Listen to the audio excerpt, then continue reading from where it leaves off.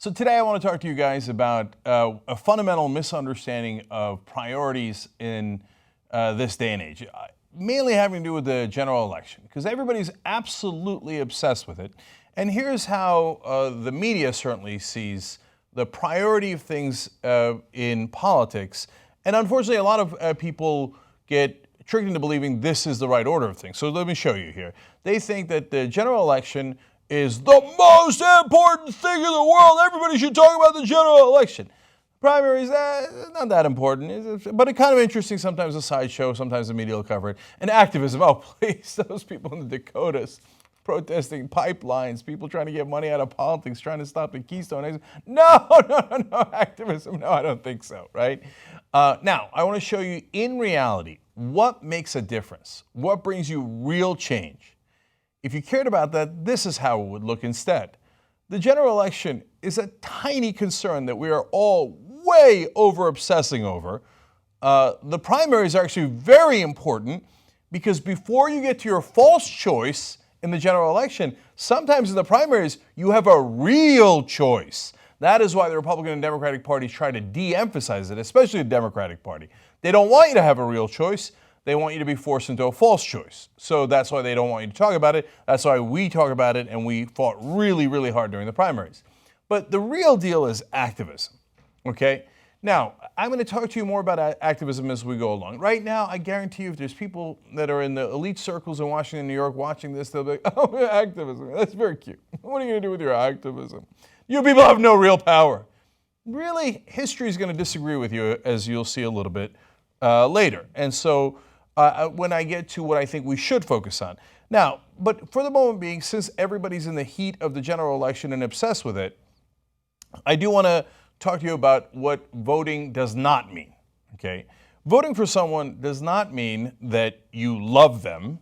It does not mean you support them unconditionally. And it certainly does not mean that you believe that they will solve all of your problems. No, you have a couple of choices, and then you vote among those choices. And by the way, if you don't like those choices, maybe you go to a third party, fourth party, or you write in a candidate. For example, during the primary in 2012, well, not a lot of Democrats voted, especially in the California primary. President Obama was running unopposed. Well, I bothered to go in and vote to make sure that I voted for Larry Lessig because he wants to get money out of politics. So I was the first one, maybe ever, to write him in and vote for him for president. Because I care about primaries. That's where you get real change. I don't care if nobody's running him against him. And I knew President Obama was going to win.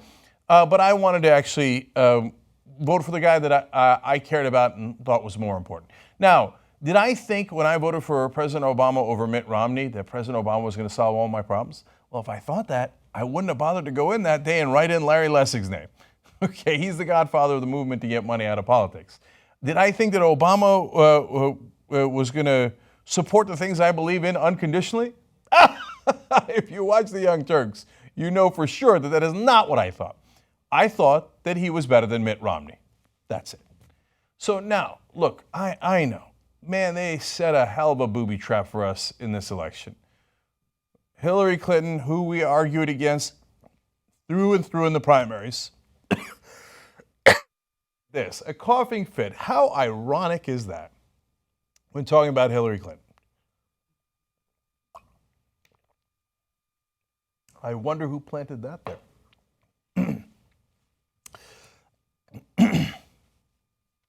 Okay, that was weird. Okay, so now we argued against her and we did not win. So I wish we had. That's why I fought for that vigorously. I introduced Bernie Sanders at his rallies, etc. You know that. Now, we are left in a situation where we are going to have to do something that is unpleasant, I believe. By the way, if you think, hey, no, I don't agree, Cenk, and I'm going to vote for Jill Steiner, Gary Johnson. Look, I don't, if you live in a swing state, I don't agree, but that's okay. We're allowed to disagree. My job is to cover the news, right? So I've already interviewed Jill Stein twice. We're very likely to do a town hall with her very soon. I probably shouldn't have said that, but there it is. Now you know. Okay, so hang in there for that. I've interviewed Gary Johnson multiple times. I'd like to have him back on the show. So we're trying to give you choices as much as you can. Some of our hosts are in favor of Jill Stein, some for Hillary Clinton, none for Donald Trump, keeping it real. Okay? So, but if somebody gives me a choice, and I think that we are stuck in a situation like this, and they say, all right, I'm going to cut off your pinky. Oh, no, don't do that. I'm not going to agree to it. I don't love the idea of you cutting off my pinky. I don't vote for that. They say, well, your other choice is cutting off your head. Well, okay, between those two choices, I'm going to go for the pinky, but I don't like it. Now, because I'm not voting to cut off my own head doesn't mean that I like the idea of cutting off my pinky. I do not. Okay, now, for those of you saying, well, that's a false dichotomy, and sending around these memes about how we should be wary of what Admiral Akbar told us, I agree with you. It's a trap. And boy, they laid a beautiful trap for us. So let me explain that trap a little bit. Man, if you were the establishment, what you would do is you'd say, okay, now in a time that is so deeply anti-establishment, the choices I'm going to give you are either two establishment people, Hillary Clinton, Jeb Bush, Hillary Clinton, Marco Rubio, and you're going to have no choice at all. That's what they normally do. Or I'm going to give you the most establishment candidate you've ever seen in Hillary Clinton, but I'm going to put somebody so monstrous on the other side that you can't possibly vote for them. Now, I don't think that it was a conspiracy and they got Trump to run and the Bilderbergs told me, I don't, okay. But man, you couldn't have drawn it up any better, okay? So, now that doesn't mean, all right then, I caught you. I caught you. You're trying to trick me. I vote for cutting off my head. No. Cut your losses, not your head, okay? But that, again, that is the minor part of this. What you've got to realize is, don't wallow in that. Don't wallow in it. Okay, so you know what we do? We play the next hand. So do what we are great at and what matters the most, which is activism. So now, let me be more clear about this for those of you who want real change, but keep thinking, well, it's the only person who can give it to me is the president. That's so untrue.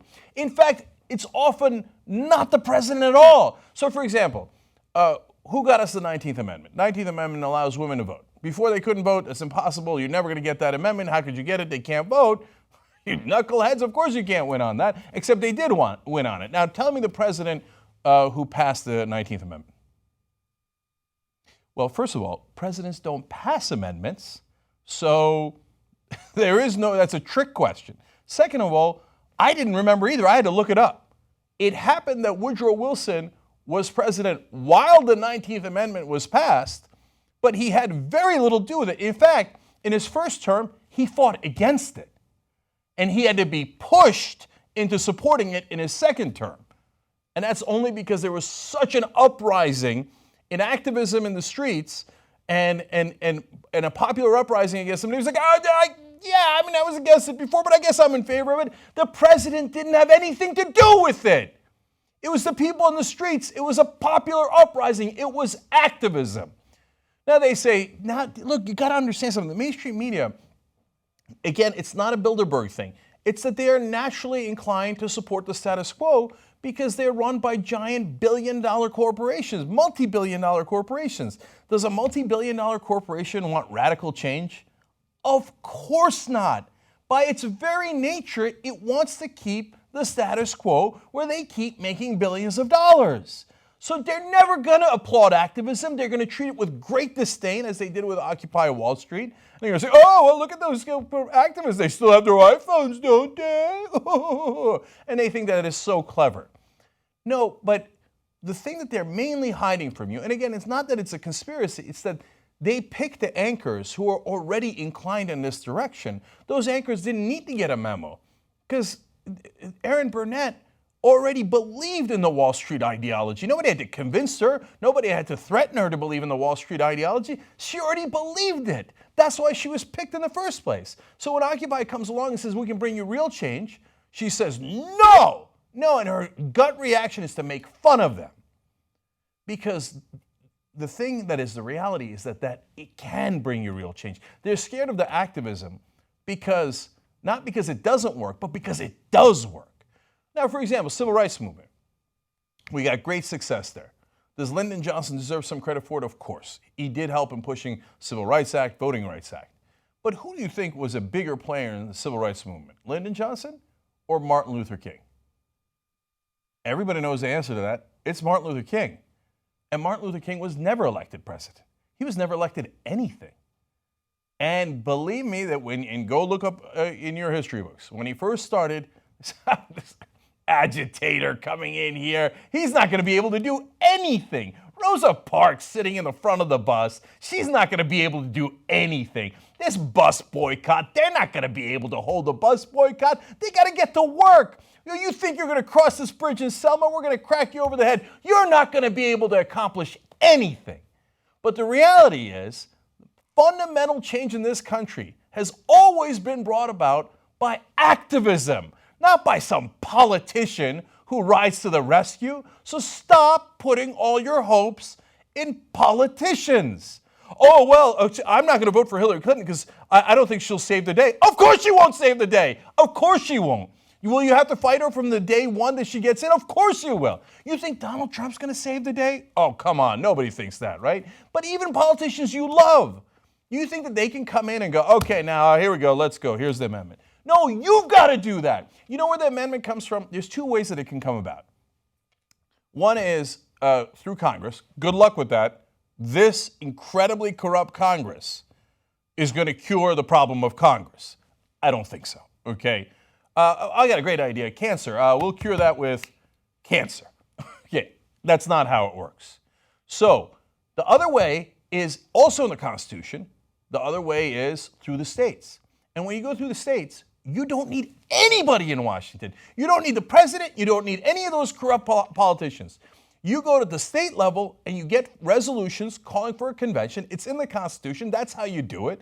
You get 2/3 of the states and you get a convention to propose an amendment to get money out of politics, to reform our system. Now, look, conservatives are going to have different ideas. Liberals are going to have different ideas. But the whole point is, let's get together and come up with different ideas on how to reform this system and bring real change so we can get free and fair elections and we can end the corruption. So what is the revolution? What is real change? The answer is the 28th Amendment. Every generation of Americans has amended the Constitution except one, and that is ours. If we get the 28th Amendment, that is exactly what we will do. See, change isn't a little law here and a little law there. It's okay, hey, we stopped the Keystone XL pipeline, which I love, and thank you for fighting for that, okay? But you have to change the way that politicians are funded. You have to have institutional, systemic change, because then we're going to have to fight the next pipeline like we are today. And we're going to have to fight over and over against corrupt politicians. But the smarter way to go about it, and by the way, also the easier way to go about it, is to uncorrupt the politicians. And how do you uncorrupt the politicians? Well, right now they work for the people who give them millions of dollars. You prohibit them from getting millions of dollars in bribes from those people. Well, you can't do that according to the law today because of the Supreme Court. But there is one thing above the Supreme Court: the United States Constitution. Finally, you got to understand, the Founding Fathers who wrote the Constitution, they were literally revolutionaries. They didn't sit around and go, oh, golly, gee, I hope we get a better king. They said, no, we're going to take action and we're going to bring democracy. And they did. And once they did, they wrote a constitution. And since they were revolutionaries, they built revolution into the document. They said, you are supposed to revolt, but unlike us, you don't have to pick up a musket, because we put in an article in the Constitution called Article 5 that allows you to do revolutions through amendments. You're supposed to amend the Constitution. The Founding Fathers told you to do it. In fact, they did it. They did it 10 times, the Bill of Rights. The First Amendment, the Second Amendment, the Fourth Amendment, and it goes on. Those are all the Founding Fathers. So right now, as everybody's obsessed with, is it going to be Donald, is it going to be Hillary Clinton? And I understand, look, I'm in the news business. I'm not a plumber. I'm not a dentist. I got to cover the news. And I also cover the election. But don't lose focus. Keep your eye on the prize. And the prize is change. You want a revolution, you get it through an amendment. The 28th Amendment is the prize. So, look, how do I think we should do it? Everybody's got different ideas. Some people think if you elect more progressives or you go to a third party or you go this. I think that is the harder path. I think that, you elect more progressives and then they get corrupted by money, but I don't want to stop people from trying that, bless their hearts, okay? But to me, systemic change comes from rewriting the code, rewriting the program. Luckily, we have a way to do that because our founding fathers wanted us to do revolutions just like this. See, that's a real revolution. That's not a little change. That's not tweaking the system. That's not waiting for a politician in shining armor. So the way I think we should do it is Wolfpack. Wolf-pack.com. Okay, now this is a ragtag group of people. We have about 2.5 employees, okay, that is paid for by your contributions. Just like Bernie Sanders raised it $27 at a time, we raise it $10 a person a month. And then I remember one time some group in DC threatened us, and they think they were for change, but in reality they're fighting against change. And they said to us, oh yeah, what if we go after your donors? I'm like, good luck, brother. It's Bob in Nebraska, it's Susie in Connecticut. Okay, you want me to give you their info? They're giving us $10 a month. You see, they're all used to millionaires and billionaires funding them. We have turned that system upside down. We're not funded by those guys, we're funded by you guys. So we don't work for the millionaires and billionaires, we work for you. So now, if you want to volunteer for that, awesome. You know how many volunteers we have at Wolfpack? With no help. No one came in. There was no other organization. There was no rich donors. There was no fancy people on the board. Nobody ever helped, okay? Now, don't get me wrong. Larry Lessig, for example, wonderful, led the way, godfather of the movement, etc. There's been allies throughout. But it's not like somebody came and said, all right, now I'm a fancy pants guy from Washington, and I'll be on your board. We have no fancy pants. We only have you guys. You know how many volunteers we have?